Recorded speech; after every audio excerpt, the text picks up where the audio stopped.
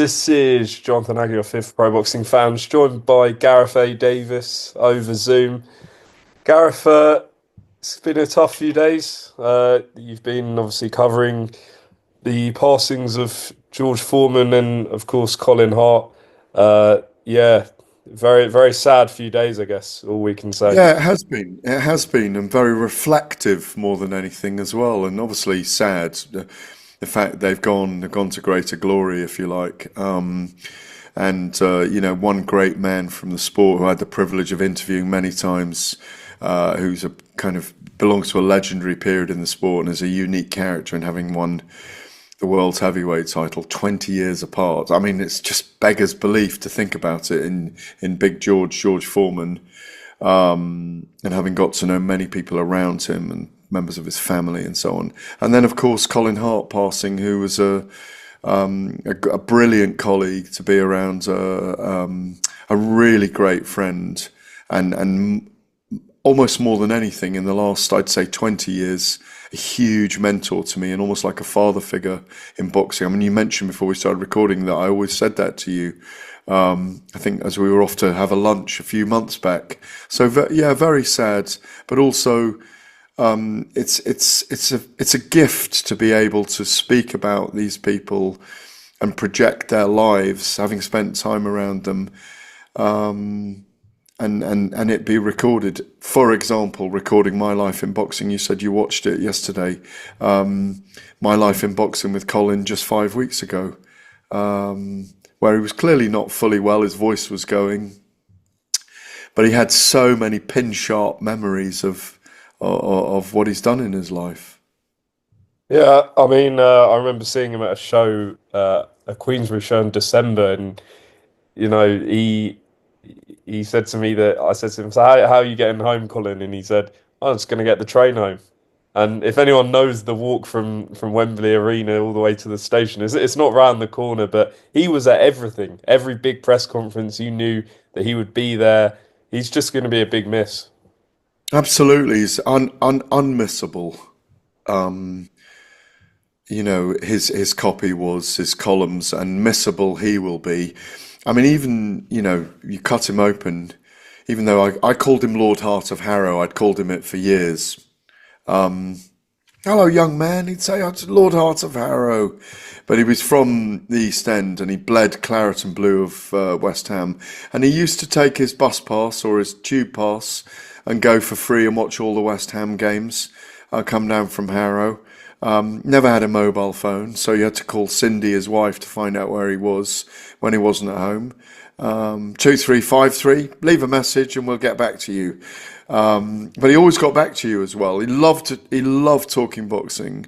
He had so many wisdoms about journalism itself as well. Read 5 papers a day.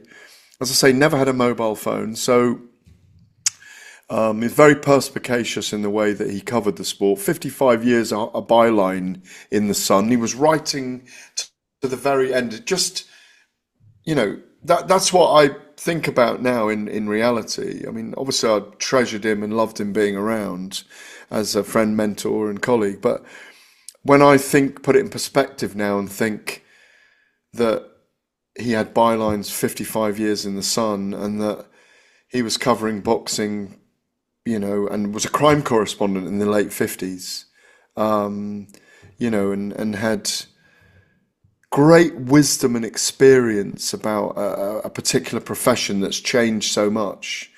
I've told everyone this story when I'd look across at him sometimes and he'd go, we're watching a fight and he'd go, "He can't fucking punch. Can't fucking punch." And did you ever see him do that or not? Yeah, Yeah. of course. And it's so funny when you look back on it, but I think when you get to a certain age, it's a bit like Bob Arum, when he goes off on one. They can do it because they've been there, seen it, done it for so long, way beyond when we were even alive. He had Sun bylines the year before I was born. It's incredible. It's just incredible. And he covered so many big fights over the years, and I know Frank Warren said in the last few days that he was invited by Turkey Al Sheikh for the Fury Usyk card. So it's just great that he was able to still be at one of those big fights. Yeah, I mean, one of his daughters, he left two daughters and four grandchildren with Cindy, and he used to go to Australia every year, and it was a big journey for him. And I think the travel was the thing that got difficult. He hadn't been to America for quite a long time. He wasn't at the Wilder Fury trilogies, but he had one of the things he taught, or he always told me was, no matter how much knowledge you got, no matter how good a writer you are, stamina is so important in the profession. And you know what it's like when we're working those 17, 18-hour days at big events. Everyone's the same. Everyone that's good at it has massive stamina. Everyone can work through exhaustion, and that held true for me. And it was one of the wisest things he ever told me. But he read 5 papers a day, so he'd always read. He had always read everything you wrote, so he would be able to comment on it and would comment on it. Like, son, why did you back Floyd Mayweather to beat? Why did you back Ricky Hatton to beat Floyd Mayweather? You got caught up in the whole promotion. He passed on so many wisdoms. But more than that, he would tell you about. He loved talking about the history and the stories that he experienced. The cigarette with George Foreman, he must have told me 10 times when he was getting excited about looking back on that great era. Where Foreman told him to put his cigarette out, and he said, "No, say please." He didn't mind. He was a very strong character in that way. He was at 7 of the 9 fights that occurred between Hagler, Leonard, Duran, and Hearns. His best friends, I think, from America were Bill Kaplan, George Foreman's PR guy, and I had to tell Bill about Colin's passing yesterday or Sunday night because Bill didn't know about it. Bill's 90, and he was obviously feeling down because of George's death. But Sugar Ray Leonard was a great friend of Colin's, and he was very friendly with Ali as well. But everybody loved Colin because when you've been around that long in the sport, and you love it so much, and you want to keep going. As you say, he went to Riyadh as a guest of Turkey Al Sheikh for Fury Usyk. Fury Usyk won, I think. Yeah. The he had very strong opinions, but he knew the geopolitics. He knew the politricks in boxing. He saw through the smoke screens of things. He didn't speak to Frank Warren for 7 years at one point, by the way. I don't know if you know that. I heard Frank say that the other Yeah, day. they didn't speak for 7 years because Colin was Mickey Duff's guy back in the day, and Mickey Duff was part of that kind of near monopoly that the guys held, and Frank was coming in and riding a coach and horses through the control of British boxing. Two great legends. Very sad to see them go, but very reflective time. Very reflective time. They're all sitting on the other side right now in the greater glory, having a little giggle and a cup of coffee this morning, I imagine. Hmm. On George Foreman, obviously passing away. I know you had a lot of interviews with him down the years. What was your relationship with him like? Amazing. But George was blessed, as he told you. He was blessed to be beaten by Ali and associated with him in the Rumble in the Jungle. He was blessed to have the physicality, I've said it over and over again, of a bull elephant. As a human being, he was like a bull elephant. Look what he did 20 years later to come back to win the world title. That's unheard of in boxing, 20 years apart. Big, booming, beautiful laugh. Always very powerful ego, but very much in check and humble as well. So many funny things about him. Such a great speaker. he was a quotes machine when you interviewed him. When you wrote out the words, the story wrote itself. There were so many top lines. You know, when you're looking for a headline for your story, there were so many top lines in the words that he spoke. He was wonderful to be around. He was so honest about his own life. And I think he comes from an era when people were looked on differently, when men could be a certain way, where black became beautiful in that era. That association with Muhammad Ali will always be there. The things he did against Ken Norton and Joe Frazier, never to be forgotten, as he went into the fight with Ali, eviscerated the two men before he fought Ali in now the People's Democratic Republic of Congo. You know, as I say, the preaching, having his own church, the Foreman grill. My experience of him was that he always made you feel special when you had time with him. Mm.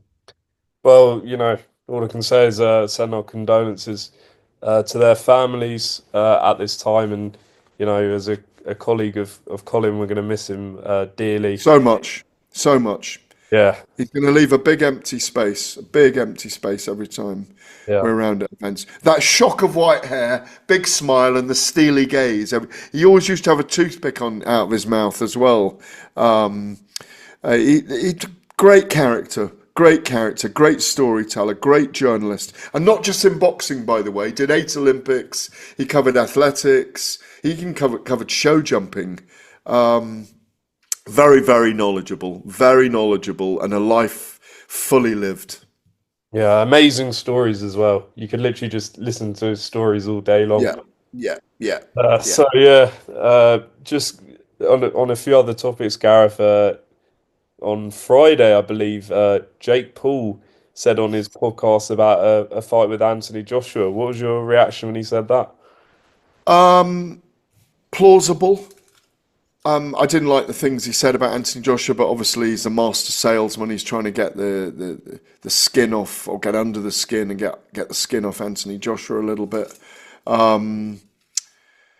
It was, I'm sure I said to you, because I said to everyone after being at the Jake Paul Mike Tyson fight, it wouldn't surprise me if this kid gets a fight with Canelo. And as we know, he got within a hair's breadth of making that fight happen until that 4-fight deal was signed by Canelo with Turki Al-Sheikh. So it's not beyond the bounds of Anthony Joshua stepping in there. I'm not sure Anthony Joshua's going to play the game like everyone else. And it could be fairly calamitous, I think, if Joshua stepped into a ring with Jake Paul. But we're going to watch it because we want to see Jake Paul get knocked the F out. We do. Everyone wants to see it. I've even said it to him. I was looking forward to Mike Tyson him knocking the fuck out. Doesn't surprise me. He's looking for the biggest names out there, and it just shows that he's prepared to put himself on the line to promote himself. Would it be more competitive than the Ngannou fight, in your opinion, or less? That's a very good analogy. It's a very good comparison. Much less competitive. I think it's got to be at that level of exhibition bout. I think it's a very dangerous fight for Jake Paul. Very dangerous. He's probably got one chance to try and counterpunch. And if he catches Joshua, he might do something, but I see that as a 100% win for Anthony Joshua. Because Cole Froch said he feels that Jake's potentially putting his life on the line by stepping in with Joshua. Yeah, that's not far off. Maybe 100%, 99%. It's an Anthony Joshua win. But Canelo obviously probably walks around at, I'd want to say maybe about 190 pounds, I'd imagine, and would have fought Jake at 190, and Jake would have weighed arguably 20 pounds more. And even in that one, Canelo would have had to play the game and pick up a massive payday, maybe $50 million, in a hugely watched fight. This one, you got a guy who's 6'7" to Jake Paul 6'2", probably weighs 30 pounds more than him if he's 220, and who hits like a blooming mule kicks. So, and you know, yes, Anthony Joshua's had issues against very skilled boxers, and he's been caught by Andy Ruiz, and he's been caught by Alexander Usyk twice, and out hustled and outboxed, and knocked out by Daniel Dubois. But Jake Paul is not the kind of guy, not the kind of guy, not gay, not the kind of guy who is going to be able to pick him apart in any way, shape, or form. So it has to be an exhibition bout, in my view, if it does happen. Maybe it'll tempt Tyson Fury back to fight Anthony Joshua if he hears that's going on in the background. But we hear as well this morning that Anthony Joshua's definitely out for 2 more months because of injury. I think he's biding his time and buying time as well, getting his body right, because that whole axis of will he fight Dubois for a second time?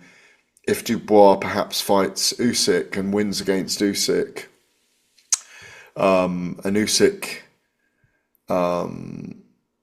will probably fight Dubois rather than Parker. There's a lot to iron out in the next 2 or 3 weeks, maybe 4 or 5 weeks, in terms of what's being set up in the heavyweight division. We know Fabio Wardley's got a fight in June against a big name American in the stadium at Jagbert and Bakoli. What's happening with Agit Kabayel? What's happening with Zhile Zhang right now? So Moses Tauma. So I think he might be just taking a rain check on where he goes next at the moment. He's clearly not going to get a Fury fight anytime soon, I don't think. May not even be this year. But one of the fights I've put out there for him is Deontay Wilder. I think that's a fight that works, and it gets him back on the conveyor belt, if you like, in the heavyweight division. Because I think a rematch with Dubois is a very tough fight. The easiest fight out there for him right now is Jake Paul. But I don't think it's going to get over the line. I think it's great talk, it's great marketing.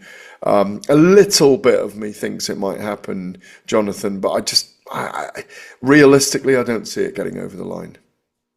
And then lastly, I assume you will be there next week, Joyce Hrgovic. Uh, yeah, big jeopardy potentially in that one. Is surely must win for Joyce at this point. But it's a great opportunity for him as well. I mean, it's a bigger opportunity, much as we'd love to have seen him in with Dillian Whyte, who I believe will now fight Derek Chisora in the trilogy, which I expect to be announced fairly soon once Whyte's over the pinky injury. I think this is a huge opportunity. Hrgovic is probably number 8 in the world, number 8, number 9 in the world still. He's a very dangerous fighter. It's a very dangerous fight for Joe. Hrgovic is still a brilliant fighter. I see him as a big favourite, but it's an opportunity for Joe to get back into the big time again. Maybe even more so than, as I say, it was against Dillian Whyte. So really looking forward to that. As you say, and I rightly agree with you, if Joe doesn't win this, he's lost 4 on the bounce, sorry. No, he hasn't. He had a win in between, but Yeah, the 2 losses to Zhang, which were bad, the loss to Chisora, if he loses this one, it'll be 4 out of the last 5. He's pushing on to 40, so there's an awful lot on the line for him. He's capable of doing it, but he needs a sustained period in the fight where he puts it on Hrgovic, and I think Hrgovic is going to be smart in this fight and jab and move, and he's got those punches he throws from weird angles at short range, which didn't seem to do anything to Daniel Dubois, but which are very dangerous coming out of the Hrgovic armory. I'm a big fan of Hrgovic, and if he's got it in him, mentally, physiologically, psychologically, he could still become a world champion in like a second run, if you like. Actually, lastly, Gareth, because I know you cover MMA a lot. A lot of talk about the UFC London card on the weekend. people saying, it was a bit subdued, a bit disappointing. Do you feel like boxing is completely taken over MMA in terms of interest, or like where do they sort of rank right now? Because a few years ago, people were saying UFC has all the big fights, but it feels like now in boxing we get all the big fights. It's boxing's flying right now, and we've got a lot of thanks that go in the direction of Turkey Al Sheikh and the Saudi Arabian investment in boxing. There's no question about that. I guesstimated the other day maybe $1 billion has gone into it in the last year and a half. If you look at it, the overall, I mean, it's extraordinary what Turkey has done for the sport, imagination, creativity, even down to things like the round digitally and the seconds on the corner posts. So many different things that they've come up with, and they've been brilliant for the sport in lots of ways. The critique of sports washing was there, and that's kind of gone. I think we've been 8 or 9 times to Saudi Arabia now. I think in Britain, boxing's flying high. So many good heavyweights, and boxing tends to filter down from the heavyweight division. It's in a rude health right now. America needs enlightening and enlivening, which will happen over the next year or two. So yes, people did say that about the UFC and MMA, but I think it's a bit unfair. I mean, having covered the UFC for 12 years, and then Bellator, and then a bit on PFL, Professional Fighters League MMA. Just to have one event that didn't deliver, and I picked Sean to beat Leon Edwards at the weekend anyway. I did my William Hill preview on it, and I thought he would win on points anyway. Obviously, he got the stoppage. I think he got the stoppage, didn't he? I know it was a shutout. Was it a stoppage? Yeah, he submitted him. He submitted him, that's right, he submitted him. I wasn't expecting the full submission, but I thought he would win anyway because he'd improved. Sorry, mental blank there.